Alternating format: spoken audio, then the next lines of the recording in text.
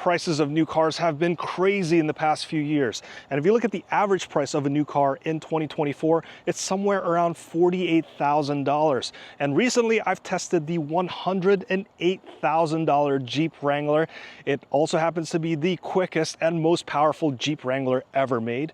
And I also tested the 10,000-pound, 1,000 horsepower crab walking Hummer EV pickup. So now having to test a $28,000 car, a car that is much cheaper than the average price of a new car, I expected a less than average driving experience.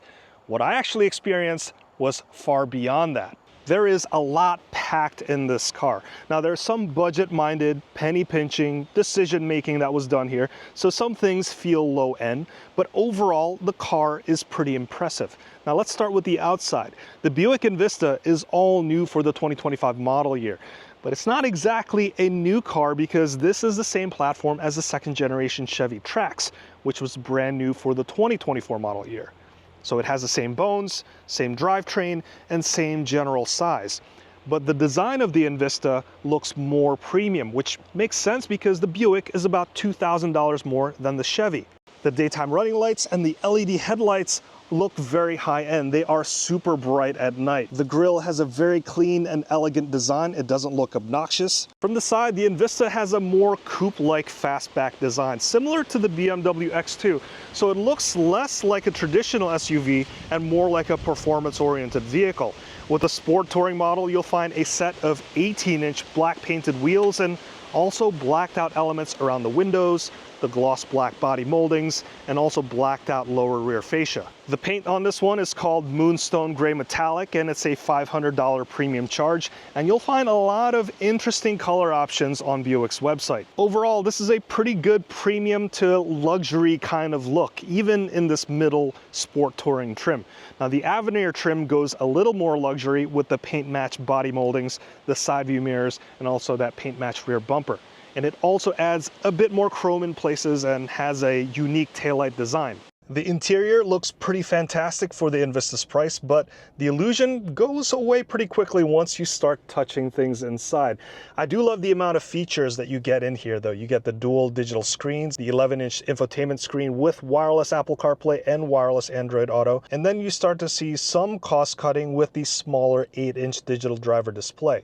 The combination of these two screens into one panel, that's a really nice design element that you find in a lot of brands nowadays. And I really like this sport touring trim, and I imagine that this is the model that most people will get because you can get a lot of optional items installed in here, like the front heated seats, the heated steering wheel, you can get the optional blind spot monitoring system, and you can get the optional adaptive cruise control. The controls in the center are all physical buttons, which are always nice, and here's where you can see some of the cost cutting.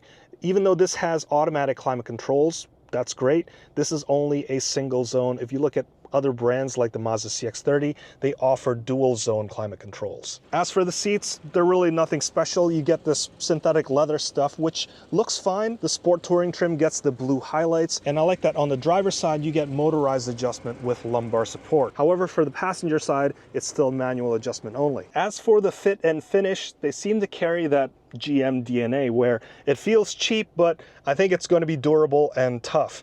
Now touch the portions of the dash and the door cards, and you understand why this car is priced where it is.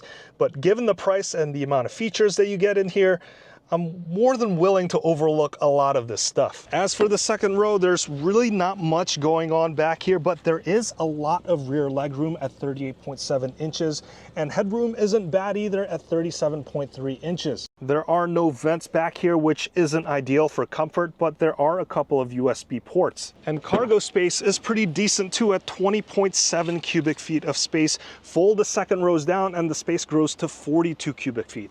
And check this out, right underneath the floor, you actually get a spare wheel, which is always a good insurance policy, and it's something that you see less and less of nowadays. Now, when it comes to the driving experience, the power plant on this thing is an appropriate size for the size of the car and what it's intended to do. It's really amazing how we're utilizing 3-cylinder engines more and more these days. The 1.2-liter 3-cylinder turbocharged engine makes 137 horsepower and 162 pound-feet of torque. Now, while those numbers look pretty tiny in comparison, the power band is actually quite usable. And I don't find the Envista to be sluggish under normal, sane person style of driving. Though making that last minute pass or whenever you have a short merge window and you have to accelerate hard, you'll quickly feel how underpowered this thing can be. This thing has a 6-speed automatic transmission, and 0 to 60 can be done in under 9 seconds, which is not quick at all. But nothing at this price point is all that quick anyway, unless you're looking at something with fewer than 4 wheels. Now, as for the handling, the Envista is actually fun and easy to drive. The 3,000-pound curb weight of the Sport Touring trim makes it feel lightweight and easy to toss around. The steering response is good and the suspension feels more firm than soft, so it's ideal for sportier type of driving. Now, as for the safety features, the blind spot monitoring and the rear cross traffic alert systems are nice. There's also the lane keeping system, though this doesn't work as nicely or as forcefully as other cars. It's really a small warning device rather than a system that can proactively steer through gentle curves. Now, as for the mileage, you really can't go wrong with this one because it gets 28 city, 32 highway, and 30 miles per gallon combined.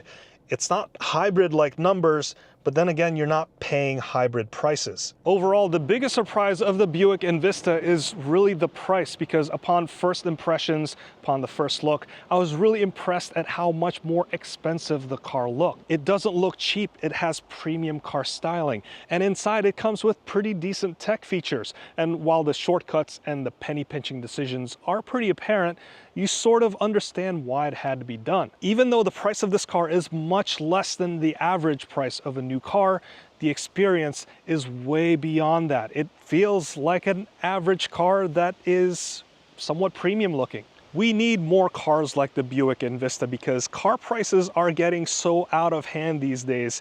And you need to remember that a few decades ago, this is the size of a normal car. Cars have just gotten bigger and bigger throughout the years and more expensive. So really, we need to assess what kind of car do we actually need, because we could probably live with a car that is this size and this price. Now, this is a first-year model car, but this is the same car as the Chevy Trax, which has been out for an additional year. So hopefully all of those bugs have been ironed out. Now, since you're still watching this video, check out the somewhat of a sister car to this thing, which is the Chevy Trailblazer, and you could check that video out right there. It also has a similar engine, but different transmission and different features in there as well. So I want to thank you so much for watching all the way up to this point. My name is Hanson, and that has been the 2025 Buick Envista Sport Touring, and I'll see you in the next one.